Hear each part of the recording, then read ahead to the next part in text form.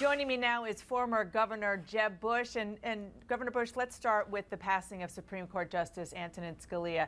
Senator Cruz, Senator Rubio, and Senate GOP leader Mitch McConnell all say that the next president should replace Scalia, not President Obama.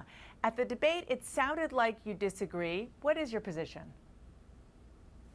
No, I think President Obama is going to submit a nominee, and in all likelihood, this person will be out of the mainstream and it'll be rejected by the Senate.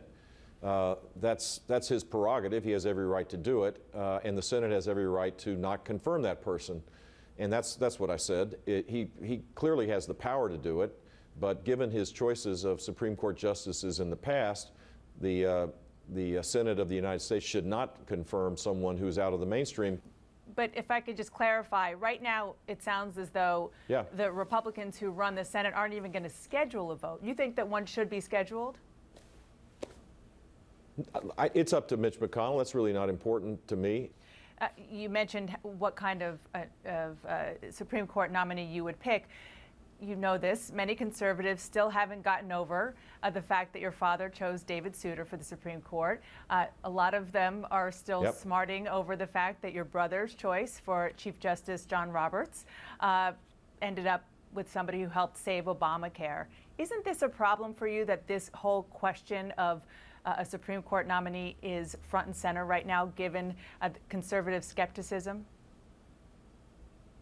Well, the Souter choice was unfortunate. He wandered off into the liberal camp for sure. John Roberts, I think, can be a defended choice for sure. Just the Obamacare decision, I was disappointed in, but he's made some really good rulings beyond that. Here's the deal. I think the lesson learned is you pick someone with a proven, long-standing record, a history that you can point to. When he wasn't considered, or she wasn't being considered for a nomination of the Supreme Court, when he or she was doing their work and the consistency of their rulings was what mattered. That's the Scalia approach. He was very consistent on his interpretation and his rulings, and that's what we need. Let's talk about the debate last night. You and Donald Trump went at it again a lot. There is so much heat between the two of you. You really don't like each other, do you?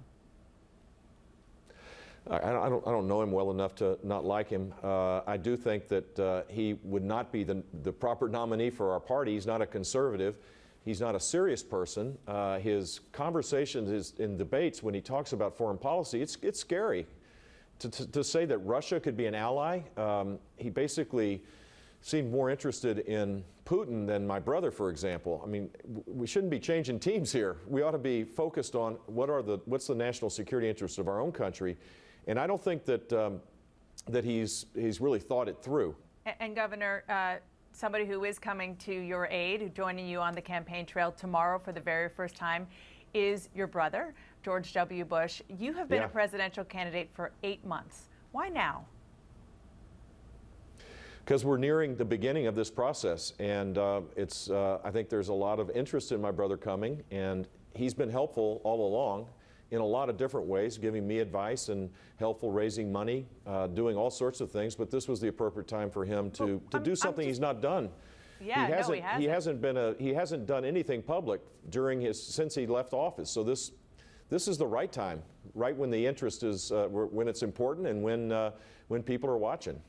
You say that, but in Iowa, in New Hampshire, and even before those votes were taking place.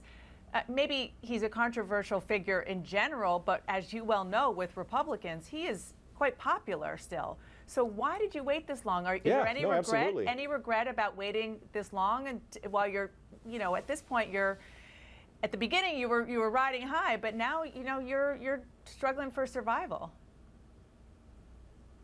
Well, I feel like after 3 or 4 obituaries have been written, I feel like I'm still alive and hanging in there and making good progress, and my brother will help a lot. How will he do that? The point is he a popular Republican? You bet he is.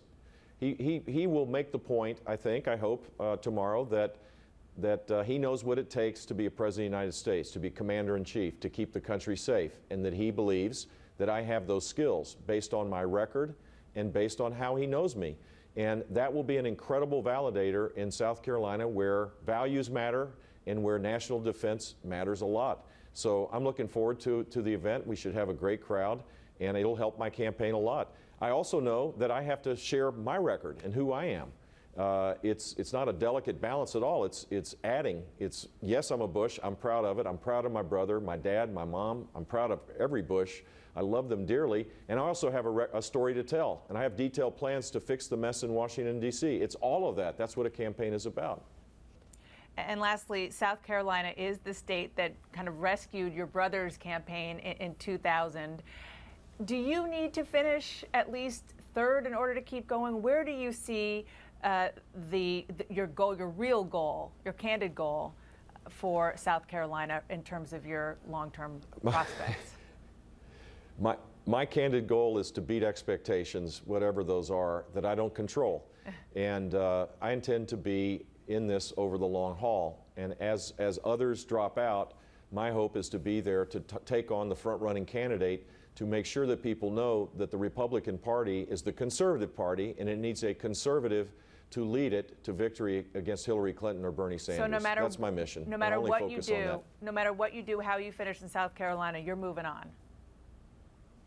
My expectation is I'll beat expectations here. All right, Governor, thank you very much. Thanks for your time. Appreciate it. Thanks. Thank you very much.